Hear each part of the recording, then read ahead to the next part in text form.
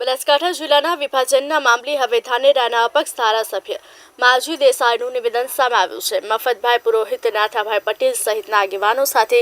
પ્રભારી મંત્રી બળવંતસિંહ રાજપૂત સાથે બેઠક કરી હતી। ધાનેરા તાલુકાને બનાસકાંઠા જિલ્લામાં રાખવા રજૂઆત કરવામાં આવી। સામાજિક તાણાવાણા બનાસકાંઠા સાથે જોડાયેલા હોવાથી ધાનેરાને બનાસકાંઠામાં રાખવા માંગ કરી, જ્યારે પ્રભારી મંત્રીએ યોગ્યતા કરવાની ખાતરી આપી છે। બનાસકાંઠા જિલ્લાના વિભાજન બાબતે આગેવાનોને વિશ્વાસમાં લેવાયા ન હતા, જ્યારે નવો થરાદ જિલ્લો બનાવ્યા બાદ આગેવાનોને ખબર પડી હતી।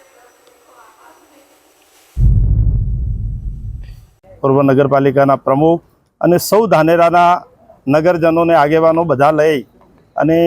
અમારા પ્રભારી મંત્રી શ્રી બળવંતસિંહજી પાસે આજે રજૂઆત માટે આવ્યા હતા અને એનું વિગતવાર પ્લાનિંગ સાથે બળવંતસિંહજી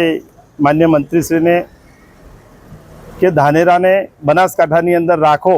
અને એ માટે કેટલું અંતર અને શું અમને અગવડતા પડે છે થરાદમાં લઈ જવાથી, એ વિગતવાર માહિતી આખી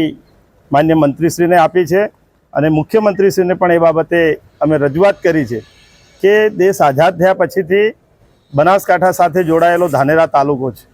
અને એના સામાજિક તાણાવાળા, શિક્ષણની સંસ્થાઓ અને સામાજિક રીતે પણ બધી જ રીતે અનુકૂળ આવે એ પ્રકારનું પાલનપુર સાથે જ્યારે બનાસકાંઠા સાથે જોડાયેલો હોય ત્યારે અમને વાવ થરાદ તાલુકામાં જોડાવાથી પબ્લિકને ખૂબ હેરાનગતિ થાય, પબ્લિકને તકલીફ પડે